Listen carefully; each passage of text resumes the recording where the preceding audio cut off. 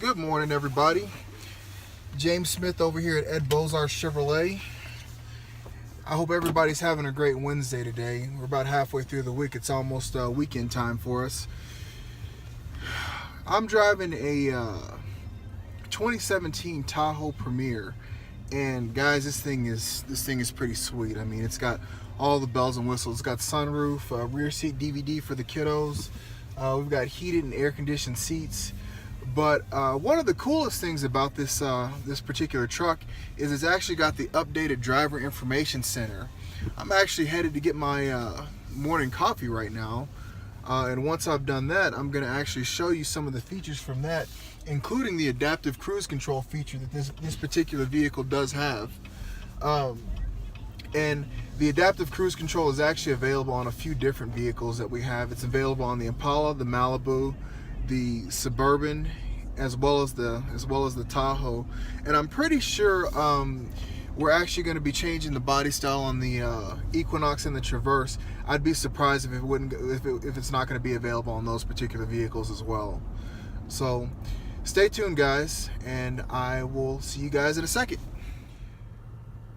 Hey guys, now that I've had my morning coffee, I'm going to go over the advanced driver information center. All the controls, it's pretty.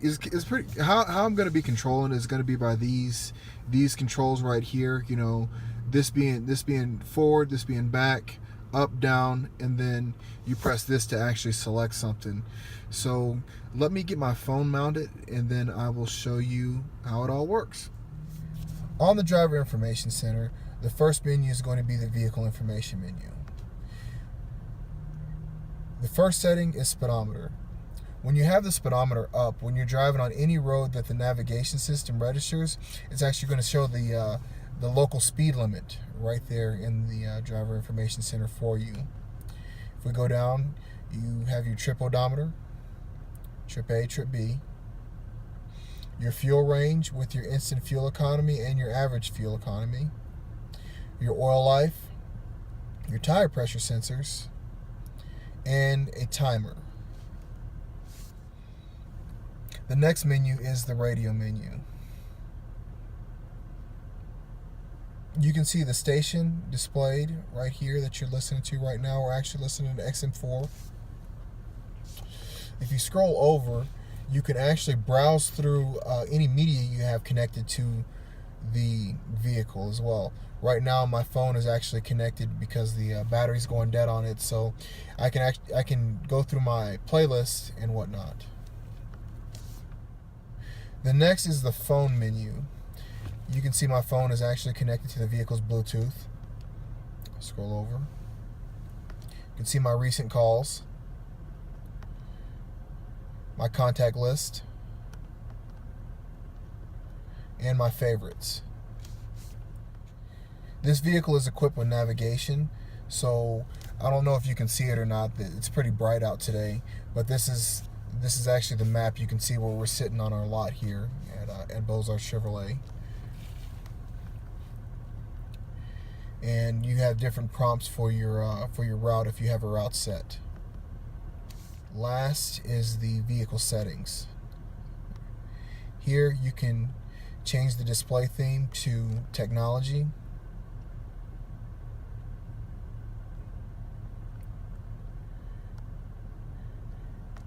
You can select how many pages that you want on your info screen. You can actually set a speed warning. This is actually a really nice feature, especially on a road trip. If you don't want to exceed the speed limit, you can normally set it for about 80 miles an hour, and the vehicle will ding at you if you exceed a certain speed. And then this is information about the software that's used to program it. And that's the vehicle information center. Now, let's go on the highway and try out this adaptive cruise. The way you set the gap on the adaptive cruise, there's actually a button on the other side of the steering wheel, right above the heated steering wheel button. When you press it, you can set the gap to far, medium, or near, just depending on how closely you want to follow the vehicle in front of you. Okay, guys, we're on C470, and I'm actually going to get up to 60 miles an hour, and I'm actually at 60 miles an hour. I'm actually going a little bit faster than 60, but I'm going to slow down to 60, and then I'm going to turn the adaptive cruise control on and set it.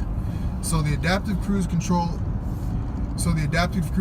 can actually adapt to the traffic conditions around us. So turn the system on, push the set button. Adaptive cruise control is set to 64. You can see the little 64 under the car, and it'll also show you your gap adjusted. So I've actually set it for 64 miles per hour because it looks like everyone's going pretty slow.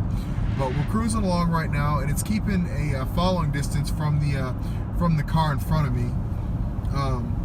If you end up getting too close to the vehicle to where you need to intervene to stop you from hitting, normally the cruise control will start the automatic braking process, but if it needs interaction from the driver, it will give a loud alert and a beep. I'm not going to show you guys that because I like having a job here at Ed Bozarth, but so just rest assured, the vehicle will let you know if it's in trouble. But hopefully you'll be able to use this system in an environment to where you won't have to worry about that. So right now it's actually keeping me at a speed of 61, and if you can see down there, it's actually set for 64 miles per hour.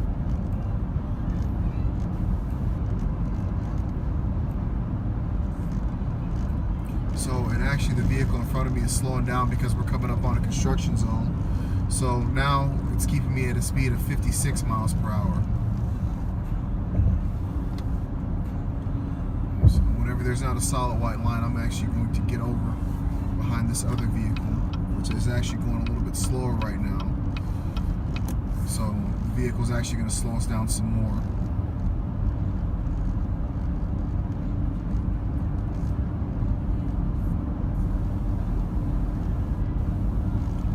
So the car in front of me is speeding up now, so we're actually speeding up. We're at 61 miles per hour now.